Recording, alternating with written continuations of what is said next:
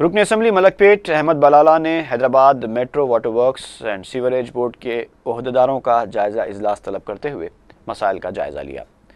अहमद बलाला ने ज़ेर इल्तवा कामों और मंजूर शुदा कामों की पेशरफ्त का जायजा लिया और ओहदेदारों को कामों की जल्द से जल्द तकमील की हिदायत दी। रुकन असम्बली मलकपेट ने मंजूर होने वाले कामों और टेंडर्स की पेशरफ्त पर भी तबादला ख्याल किया। इजलास में महकमे के ओहदेदारों ने शिरकत की।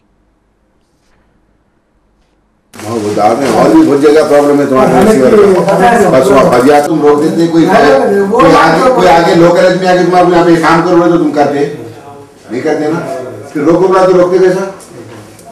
What ever is important we are taking up. वो छोड़ दो, सब खाली वो चिल्लर किस्म के लोग पैसे मांगने के ऐसे तमाशे करते सब।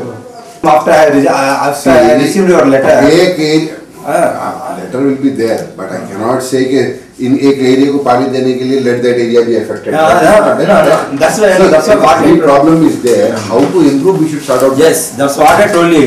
You prepare the estimate. I will see the hydraulics. I will get it the hydraulics.